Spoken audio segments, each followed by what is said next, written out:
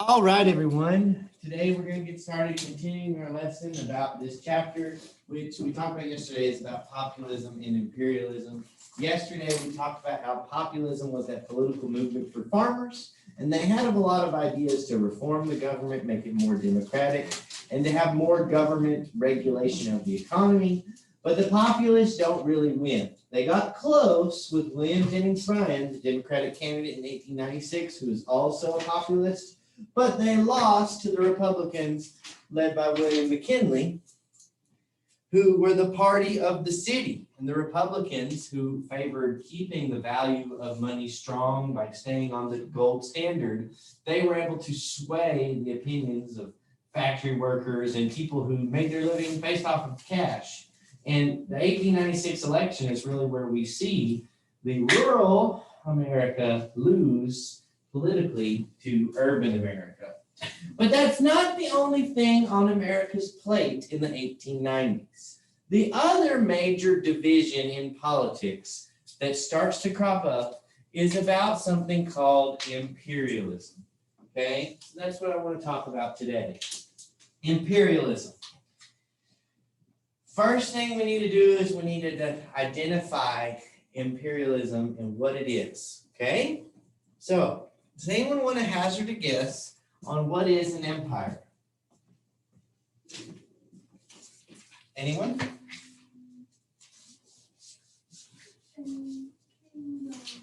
A kingdom. A kingdom can be an empire, but it is not necessarily an empire. Okay, a ruler, that might be the emperor, would be the leader of an empire, but you actually don't have to be a monarchy to be an empire. Okay? To understand what an empire is, we first have to understand two other words. The first one is nation, and the other one is state. These two things are different.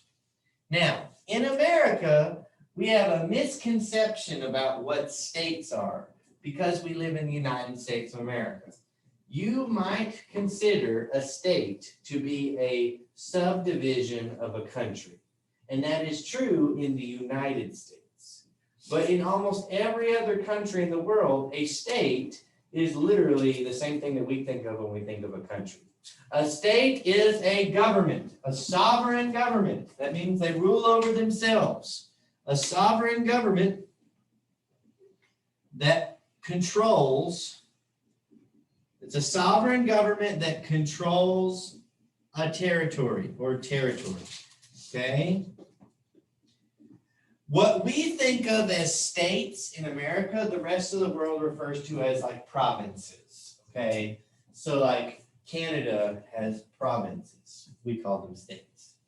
But that's because when the United States was first declared independence, each of the 13 colonies declared themselves to be independent states. And a state is an independent country. It's a government that is sovereign and it rules over itself and it rules over an area of territory. Okay? So a state is a government. So the United States is actually a collection of 50 sovereign states that have bonded together under the Constitution. Okay? Other places just call it like provinces. But you'll hear that, like the state of France, the state of Germany, the state of Ireland, etc. Okay? That's like a sovereign nation. So you need to understand what that is, a state.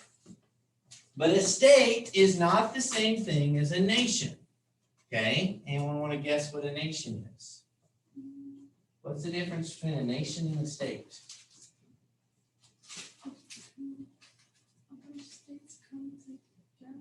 No, not necessarily. It's a fundamental difference. A state is a government. A nation is not a government. What is a nation?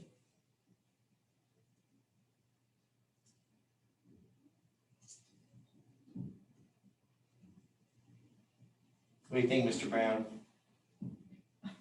We don't know. You don't know? It's people. Wait, It's a people. It's a group of, there you go, why did you say it? Come on, it's a group of people. Come on, okay? A nation is a group of people united by a common heritage, culture, or things like language, beliefs, customs. Typically, when we think of a nation usually refers to a group of people, like the French nation. The French nation is the French people. They are French. They have ancestors that are French. They speak French. They have French culture, French language, French customs.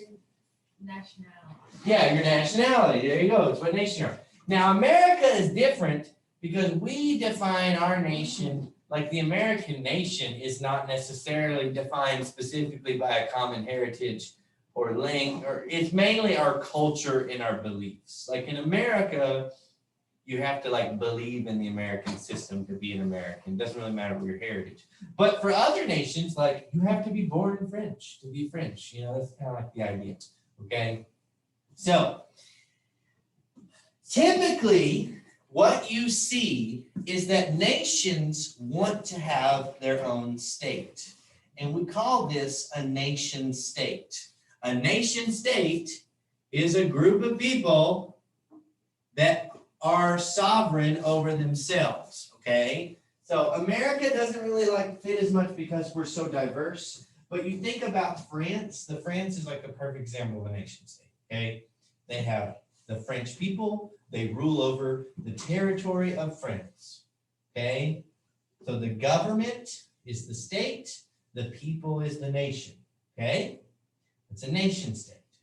Typically, when we talk about like global politics or whatever, the goal in modern day politics for every nation is to have their own state. But there are many stateless nations in this world. A stateless nation is a group of people that are a nation, but they do not rule over themselves. An example like that might be the Kurds. The Kurdish nation lives in what is territory controlled by places like Iraq, Syria, and Turkey. Okay, they're on like the edge of those three countries, and they really ought to have their own state called Kurdistan, but obviously Iraq, Syria, and Turkey don't want to let them be independent. And so they're like constantly fighting for their independence, okay? For a long time, Israel was a stateless nation, and the Jewish people were scattered across the world until 1948 when they got the nation of Israel reestablished, or the state of Israel reestablished. And then you also have like, say, like the Palestinians, and they're like, you know, kind of in a similar situation where like they have territory that's theirs, but it's disputed, okay? Or they say it's theirs, and others say it's theirs. They don't really have their formal state like they would want it. So what was like Indians? Like what were their Native Americans? Yes, so they don't have a state. Technically, Native American reservations are considered sovereign nations. And when you go onto a Native American reservation, you have to abide by their rules. But they're like protectorates, so they kind of are under the we're getting into like complicated legal stuff, but basically a Native American is a citizen of the United States and also a citizen of a sovereign nation of whatever Indian, you know, whatever tribe they were a part of, or whatever their nation was. And so they're like dual citizens, but so they kind of have to follow like both sets of rules, and that gets kind of messy. But you're getting to that point, right? What happens when you get empire has to do with nation and state. So an empire, to understand what an empire is, you have to understand state and nation, these concepts. So based off of this, can anyone guess what a good definition for an empire is? nation state? It has to do with nation states. Okay? An empire is when one state controls multiple nations. Okay? So, when the French, let's go with France. France had an empire. even when they were, you don't have to have a king to be an empire. You don't have to have an emperor to have an empire. Okay, that's an emperor is when you have a monarchy that's an empire. Okay, but France had a democracy, and they conquered other countries like Algeria, like Vietnam. Okay, in different countries across the world, they conquered and controlled them. And those nations, those people of Algeria, those people of Vietnam, they were a different nation. They were different people with different cultures and heritage and language and beliefs and customs, but they're under the control of the French nation. So an empire is when one state controls multiple nations. Okay, so a misconception sometimes people have is that you have to have a king or like an emperor with like a pointy hat or, or a crown or whatever to be an empire. And that's not true. Democracies can be empire. And the United States becomes an empire after the Civil War.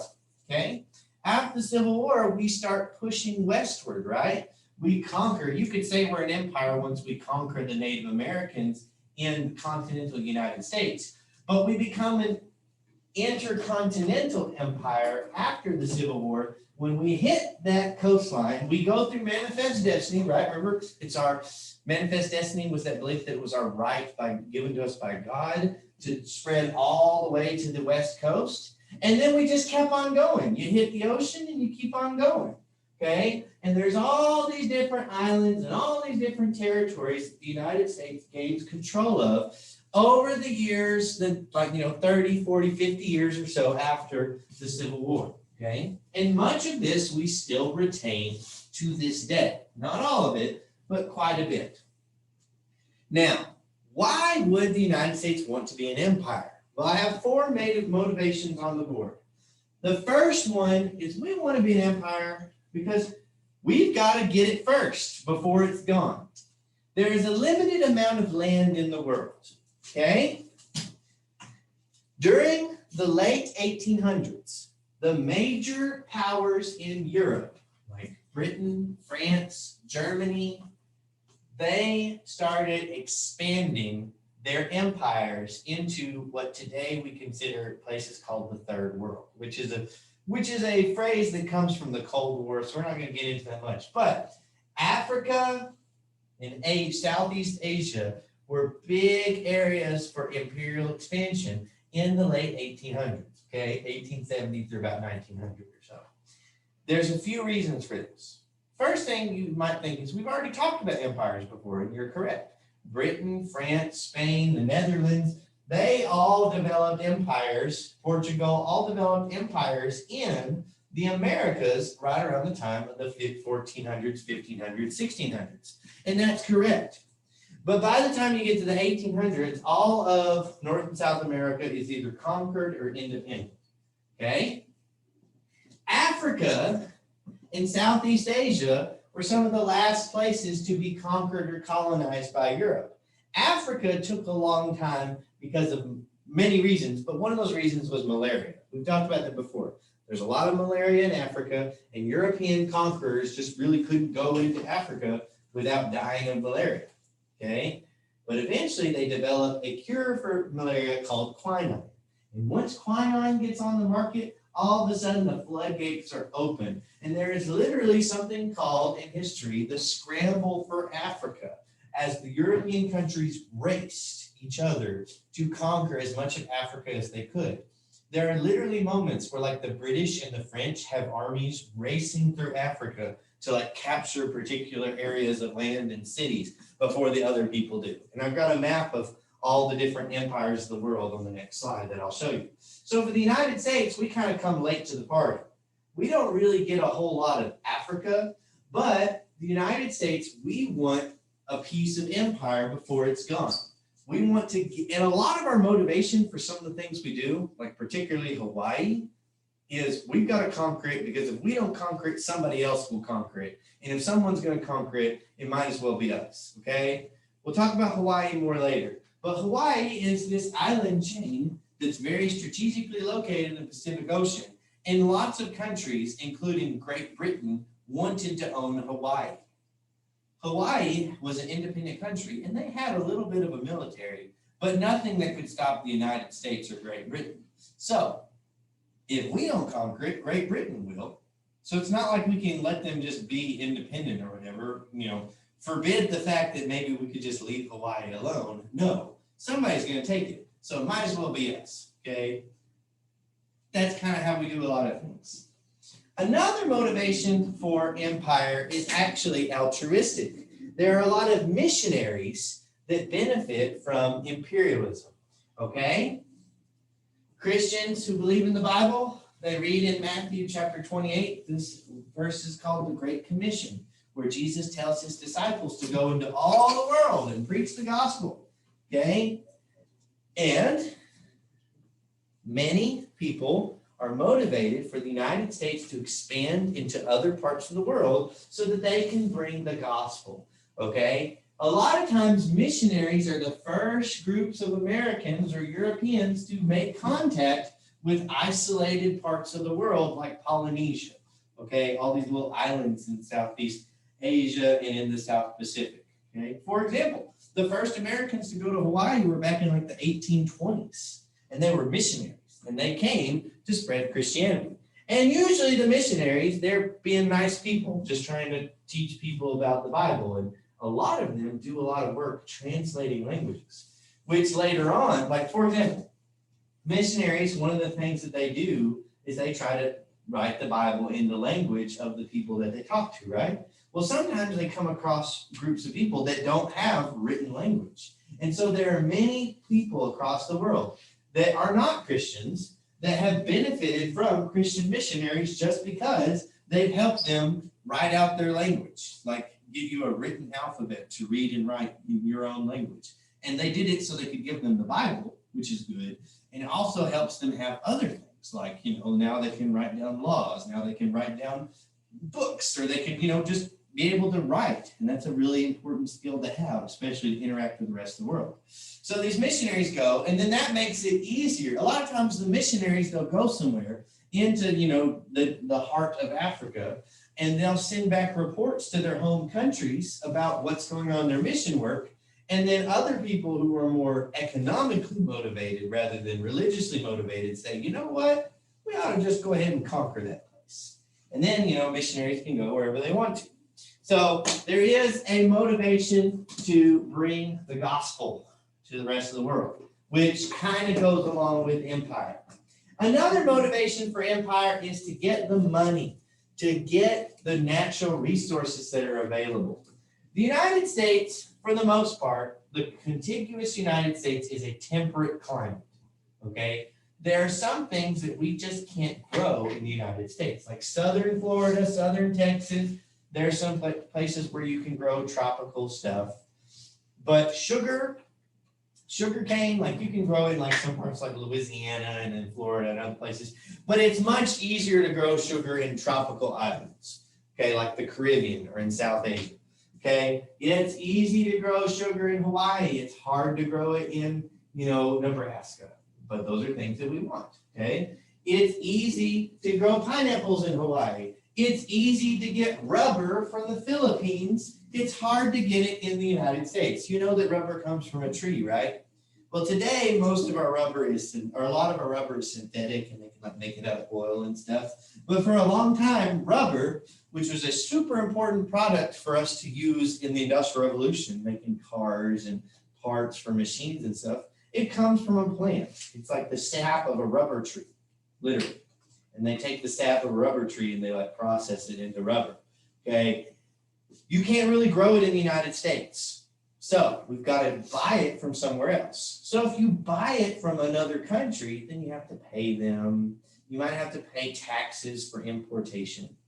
But if you own the Philippines, you don't have to pay the taxes because it's part of the United States. Does that make sense? One big reason why Hawaii is part of the United States is because of taxes.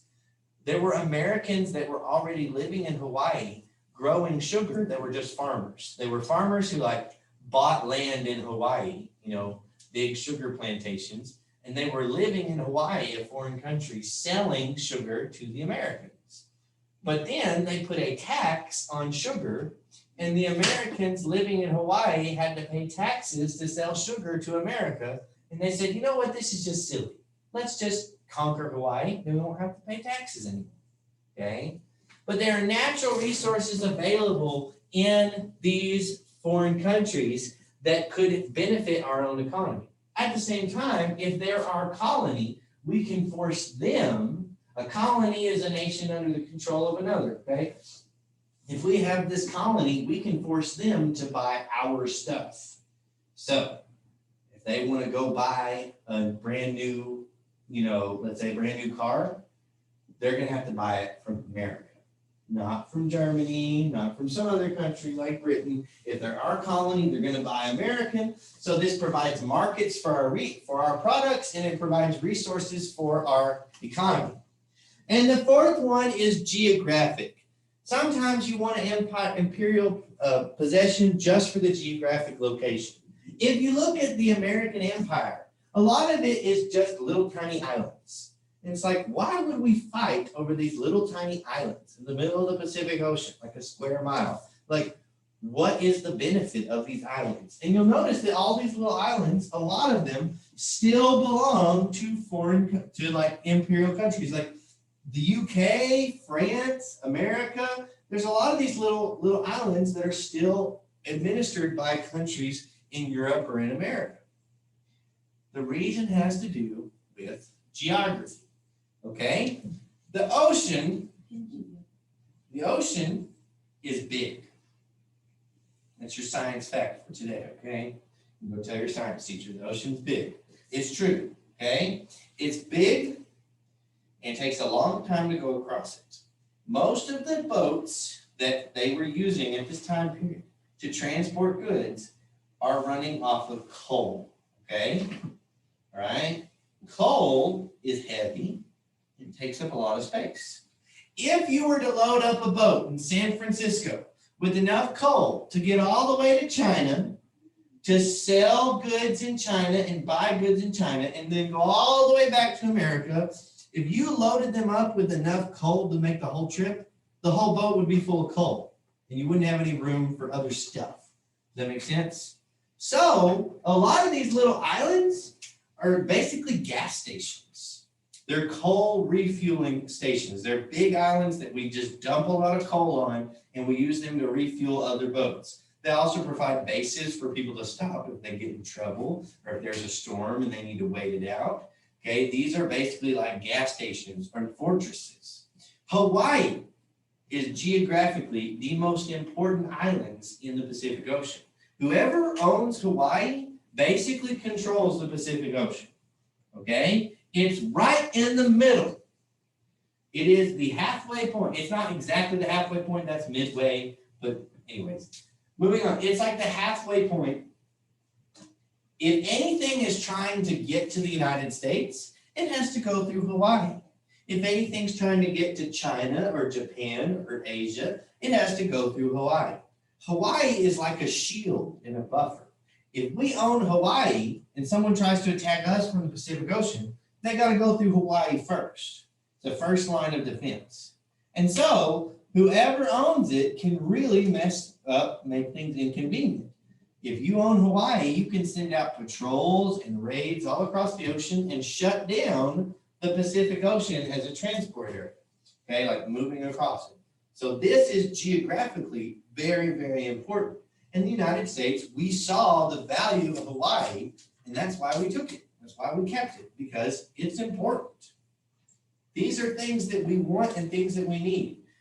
But how does the United States really get involved? Well, it starts off in the 1860s with some big purchases, like purchasing of Alaska from Russia in 1867. Okay, there's a few different islands, like the Midway Islands we get in the 1860s. But if you look at this map, you'll notice that most of the things that we get, what date do you see over and over again on this map? There's one date that shows up more than any of them. 1898. This is the year of a very, very important war. This is the year where the United States really becomes an empire. Okay? But real quick, these are the empires of the world, besides the little islands, in the year 1900. Okay? So the light blue is the US. By 1900, we have the Philippines and a few little islands in the Caribbean. Okay, Great Britain is the pink, and you'll notice they have a lot of territory. They've got Canada, they've got Egypt, they've got South Africa, they've got kind of the eastern part of Arabian Peninsula, like Oman and Yemen. Okay, they've got India, they've got Bangladesh, they've got Myanmar or Burma, which just had the coup just recently.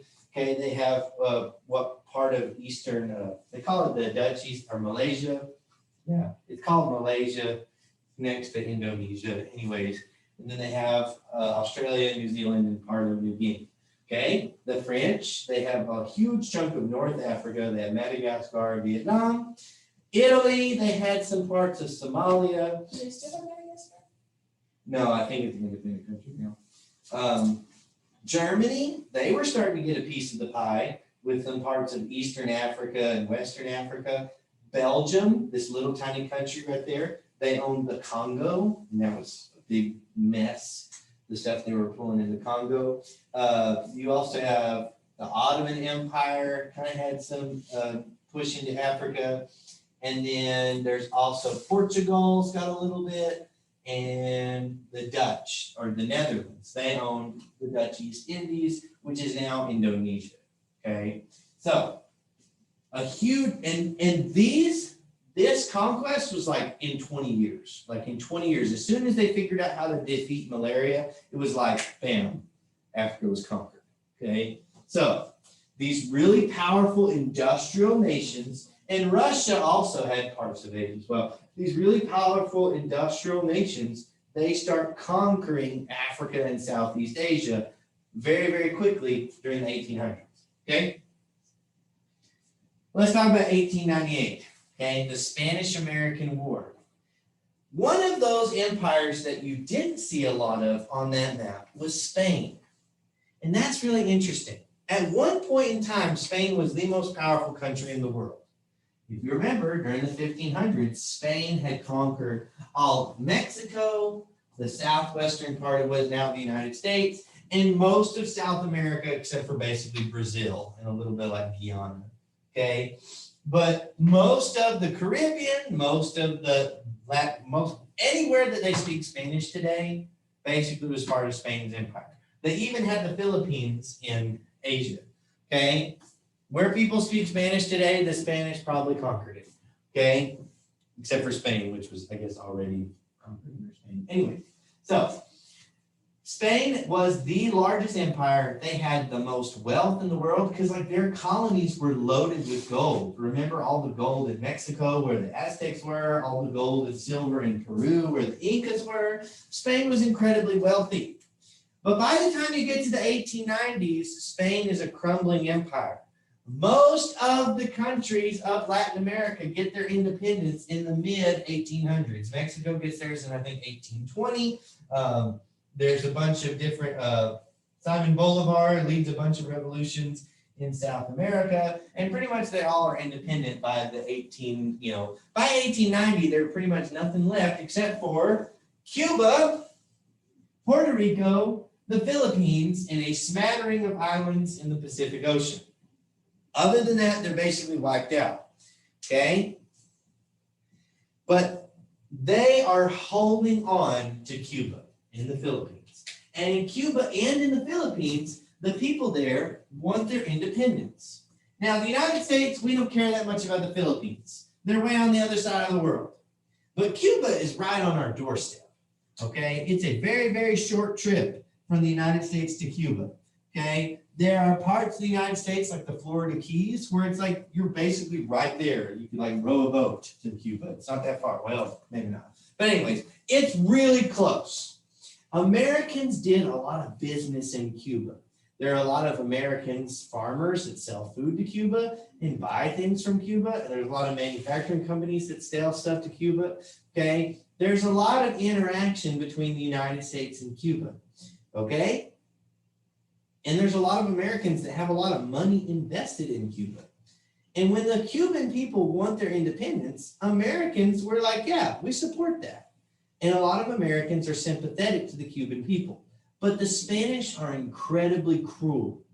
The Spanish, they start fighting back against the revolutionaries in Cuba, and they use increasingly brutal tactics, okay? We are talking about literally setting up like containment zones or like quarantine zones where they would put all the people, like civilians, in one part of the countryside of the country, and they say, if you're not in this zone and we see you wandering around the countryside, we're gonna assume that you're a rebel and just kill you, okay? And so there's a lot of civilians getting killed. There's a lot of starvation and malnutrition because people aren't farming. There's like the chaos. And when people have malnutrition, they're easier to get sick. And there's a lot of epidemics of disease in Cuba. And lots of Cubans are dying. And Americans in Cuba are telling other Americans in the United States, they're like, man, this place is pretty terrible. On top of that, we have this journalism type called yellow journalism. Yellow journalism, today people call it fake news. It's the same thing. People are the same way. Okay, I used to tell this lesson and say journalists are better now. They're not. Journalists' number one goal is to make money. Okay, they want money. How do journalists make money? Back then, they got people to buy newspapers. Today, they get people to click on their articles. Okay, right? So they're going to come up with whatever titles, whatever headlines they can to catch your eye. It's the same thing that happens on the internet today. They do things to try to get you to clickbait, right? Yellow journalism did the same thing. They'd have, headlines like, the Spanish murdered thousands in Cuba, and they would exaggerate the news in order to get more people to buy the news, to make it more exciting. And so Americans are being fed information from Cuba that is making the Spanish look incredibly monstrous. And yes, the Spanish were doing some bad stuff, but the yellow journalism was really exaggerating it. And Americans felt sorry for the Cubans. They wanted the Cubans to be independent. And so America sends a battleship called the USS Maine. The USS Maine is a battleship, and it is sent to Cuba, and it's anchored at Havana Harbor, the capital of Cuba, and it just kind of hangs out. And basically, we're just there to make sure nothing fishy happens. What we said was we're trying to protect Americans in Cuba, make sure that the Cuban Americans are safe, but really this is a show of strength.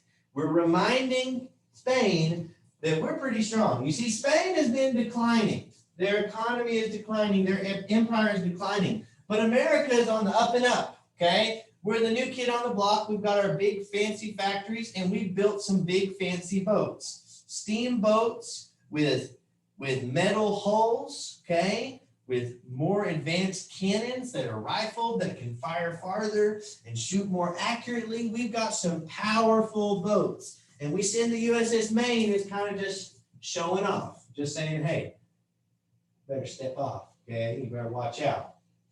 But then on February 15th, 1898, the USS Maine explodes.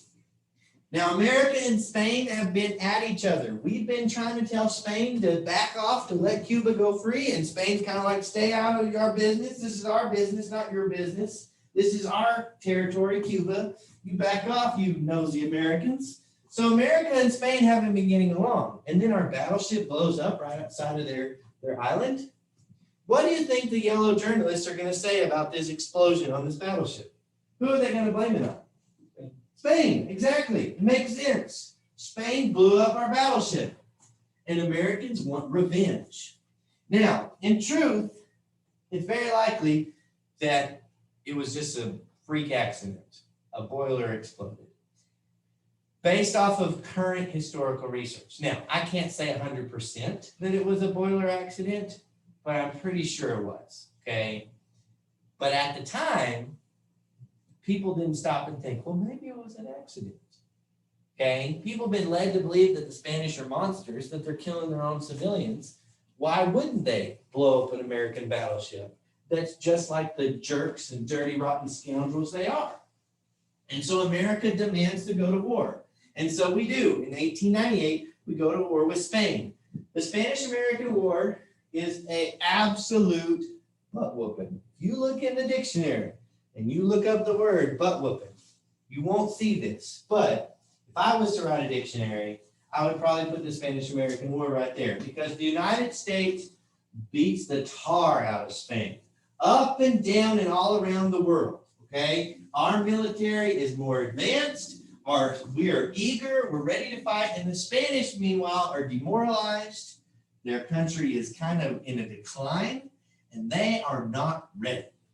There are two major fronts in the Spanish-American War, the Caribbean and Asia. The Spanish owned the Philippines, and the Spanish owned Cuba, Puerto Rico, and then a few little islands here and there. So, we'll talk about Asia first, then the Caribbean, okay? In Asia, the United States had a fleet hanging out in Hong Kong. So we already had some boats, just in case, ready in China. Now you'll notice that the United States, we're really interested in China because that's where the money is, okay? There's a lot of people in China. That's another science fact for you, okay? And they have things that we want to buy, and we have things we want to sell them. Now, the Philippines, right there on the doorstep. How awesome is that? You can just have your own staging area. You don't have to stay in the part of China that Great Britain owns. We can have our own little place right here in Asia. We can just go back and forth to China all day long, all the way we want to. So we send a fleet commanded by Admiral Dewey. I regret to tell you I don't remember his last name or his first name, but his name is Admiral Dewey. And he leads America's fleet to Manila Bay, which is the capital of the Philippines, and we trounce the Spanish. In the Battle of Manila Bay, okay, the United States steam-powered steel-hulled ships, remember that Bessemer process? It doesn't just make skyscrapers, it also makes battleships. Our steel-hulled ships with advanced cannons absolutely trash the wooden sailboats that the Spanish are still using. The Spanish military is outdated. Now, don't look at me weird, okay? In the 1860s, during the Civil War, America was using wooden sailboats. When the past 40 years, we had modernized our military, and Spain had not, because they couldn't afford it. Our country is growing, their country is shrinking. So they're still using their old, outdated stuff. Literally, their cannons can't even hit our ships.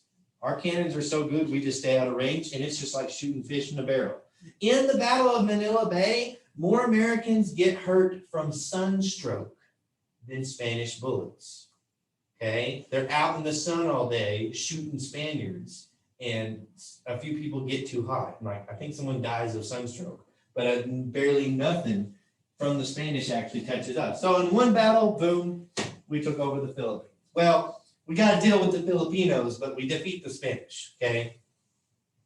So, meanwhile, on the other side of the world, in the Caribbean, the United States is facing off with these little islands. The first island we take is Puerto Rico, and we capture Puerto Rico, and then we go to Cuba. And there in Cuba, there are some Spanish, and we do have to really fight. Now, one character that we haven't talked about a lot yet is this young man named Theodore Roosevelt. I'm going to teach you more about Theodore Roosevelt later on. But Theodore Roosevelt is an American politician, and he wants to participate in the war, so he resigns from his political job and organizes his own volunteer regiment called the Rough Riders. The Rough Riders is literally like a bunch of people that Teddy Roosevelt thought would make good soldiers. Like there's some cowboys, there's like some athletes, there's just like a random bunch of gruff people. And Teddy Roosevelt forms a cavalry regiment, and he volunteers their service to the U.S. government. And so the U.S. government lets him be like a colonel, and he leads his Rough Riders into battle. We're not going to talk about all the battles, but we'll talk about one, the Battle of Santiago Bay and San Juan Hill, okay? So Santiago is where the Spanish are. That's like their fortress, right? There's some hills overlooking Santiago Bay. One of them is called San Juan Hill. The American soldiers are supposed to take the hill, but the Spanish have the top of the hill. And typically in the military, if you are on the bottom, the low ground, someone who has the high ground, they have the advantage, okay? It's overhand. I have the high ground, okay? You never underestimate the high ground. Well, the American soldiers, led by Teddy Roosevelt, he's a very brash kind of guy. He doesn't like to sit around and wait. And he basically says, let's go get them. You know, they're supposed to like wait for reinforcements or whatever. But the Rough Riders, along with an African-American regiment or two, they managed to capture the hill in a great, big, glorious charge. Teddy Roosevelt becomes famous all across the country. You know, he's like written down in history as like this great war hero. He later uses that popularity to, you know, help his ambitions to become president. Later on, he becomes president of the United States. Anyways, but Teddy Roosevelt, he wins this battle, and American cannons are now on top of San Juan Hill. And so they're able to shoot down into Santiago, so the Spanish try to run away. And then the American fleet is waiting for them, and they basically sink the whole fleet. So within just a few months, Spain is completely defeated. The war is over before 1898 is over. It actually takes longer, I think, to like negotiate the peace treaty than it actually took to like win the battles. But in the Spanish-American War, in the Spanish-American War, that's where America gets all of these islands, okay? This is where we get Guam, this is where we get the Philippines, this is where we get Puerto Rico, and Cuba, we promised to let Cuba stay independent. So Cuba becomes a protectorate, which is a country that is technically independent, but the United States kind of like we're like their big brother. You know, we make sure that they're safe. We kind of boss them around and tell them what to do. And basically, Cuba gets the ability to administer its own internal affairs, but anything that Cuba does with the rest of the world, we're in charge of. Okay? So, and we protect them. There you go. They're our protectorate until they become a communist country. That's later on. But we still have Puerto Rico to this day. Okay? And we kept the Philippines for a while. Now, one thing that happened as a result of this is we wanted to get the Panama Canal because we realized that fighting a war in two oceans is hard. Later on in the 1900s, Teddy Roosevelt, when he is president, helps the United States get territory in Panama to build a canal so that we can travel back and forth more quickly. But the war actually continues for several years in the Philippines because the Filipinos want their independence. And like, I think it was like 3,000 or 4,000 Americans die in like a very long, like 10-year-long conflict with the Filipinos. Okay, we fight like this guerrilla war in the jungles in the Philippines against the Filipinos, and it's a big, big mess. All right, and America kind of becomes the monster that we said the Spanish were because we like have to forcibly put down this rebellion in the Philippines, and it gets pretty bad. But anyways. Let's talk about that some more on Tuesday after our big long coronacation. The plan is that the Tuesday we should finish the lecture and then we should be able to take a test Wednesday and Thursday. Make sure you're studying for your test reviews and make sure that you get your topic section paragraph emailed to me before the end of today, okay? I hope you all enjoy your vacation.